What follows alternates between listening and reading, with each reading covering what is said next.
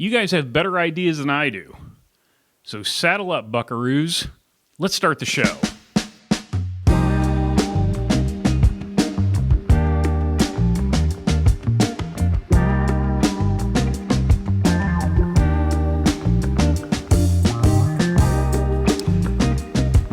Welcome back, everyone. Happy Monday. As always, thanks for spending just a little bit of your Monday with me. How do I feel about custom bikes? It's a question that has a couple of different answers, like a lot of questions. And I think the first thing you need to do is separate want versus need. There's a lot of people that I've run into over the years that have wanted custom bikes, and there's, want is want. But need is a different story entirely. You could make the argument that I need a custom bike. My proportions are all out of whack. And thankfully, I've been in the position over the years where I've had the luxury of being able to, fiddle around and between that and being comfortable enough giving up, no small amount of standover clearance, I've been able to make, off the peg bikes work. And not everyone is in that position, obviously. And so the need for custom bikes is generally found at either end of the size scale, right? Either the very tall or very, very short riders. I think that the tall rider, there's a better opportunity or an easier opportunity to get away with a stock bike, especially when you look at something like the offerings that Rivendell has, where they go into the 64 plus centimeter frames. Small riders are, that's a different kettle of fish because you've got a lot of things that you have to factor in, namely, the wheelbase really starts shrinking and you start having to deal with things like toe overlap, and it just makes it more difficult. I think that's why perhaps Georgina Terry made, and I think maybe still does, make those bikes with a smaller front wheel to try to alleviate some of those issues while still giving people the option of a kind of off the peg bike. So I think there are certainly instances where a custom bike is warranted. But, and you knew there was a but coming, there are also things that you have to really pay attention to, I think. Namely, you have to really trust that the builder that you choose knows how you're going to ride this bike and what the ride characteristics of the bike that you're looking for. And that may be something that is difficult for you to put into words, but I think in order to have a good end result, you really need to try. The other thing you're doing is you're kind of making a really long-term commitment to this bike. That, or you have to find someone that is proportioned, exactly, or as near as makes no difference, exactly like you are. Trek does they do a thing called Project One, where you can kind of pick the paint, pick the components, you can't mess with the geometry of the bike at all, but you can really customize the bike. And when I was a Trek dealer, I had the opportunity to have a couple of these bikes. And one of the things that you can do is you can put your name on the bike. And I never did, because I knew that, this was probably not a bike that I was going to keep forever. And it was more likely that I would sell the bike if it didn't have my name on it.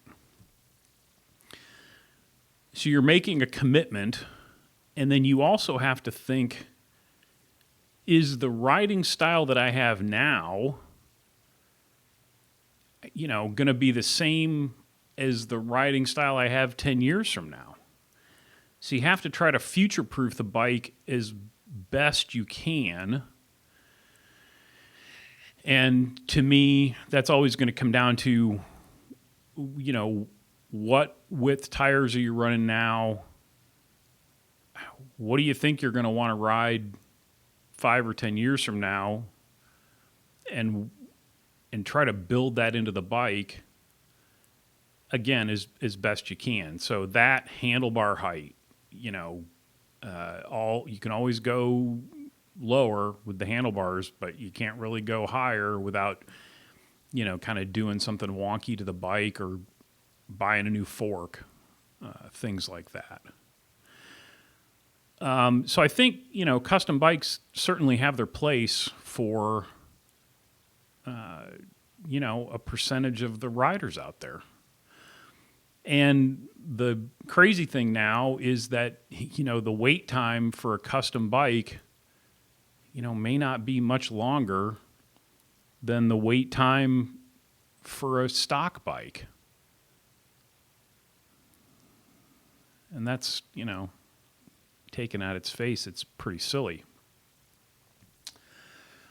I hope that answered the question. I actually made some notes, and I think I covered everything. Look, I know that many of you out there don't watch these videos till the end. I get it, and I don't take it personally. But I want you to hang with me for just another minute or two,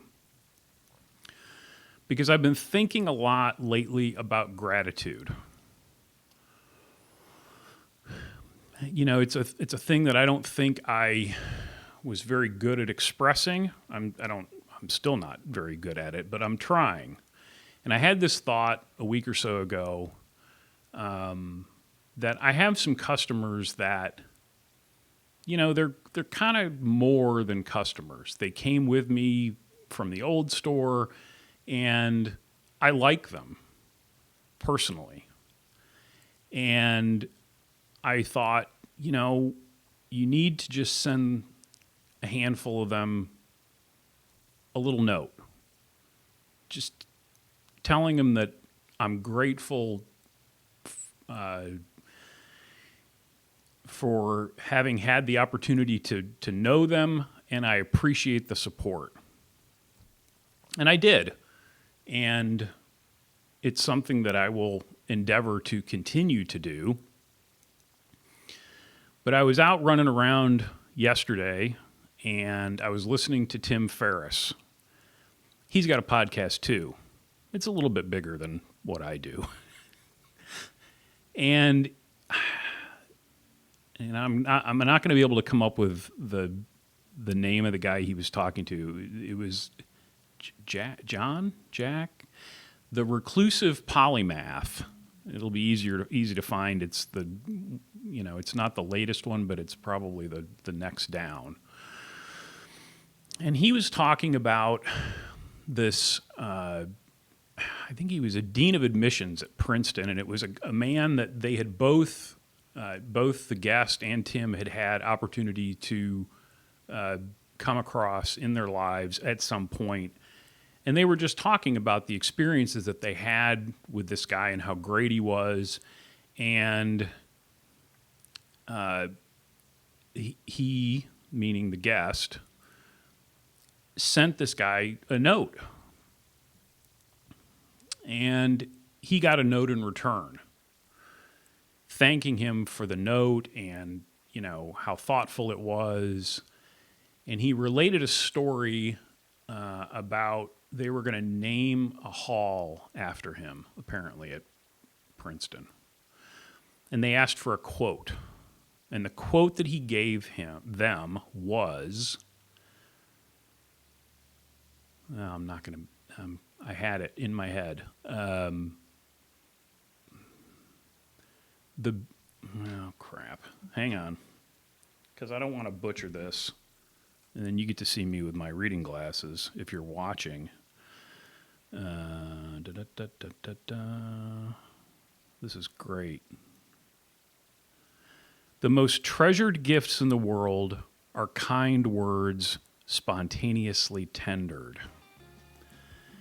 And I found no small amount of serendipity in that moment and thought it was great. And so I want to take this opportunity to tell all of you how grateful I am that you watch or listen, that you leave comments, that, I think that we're building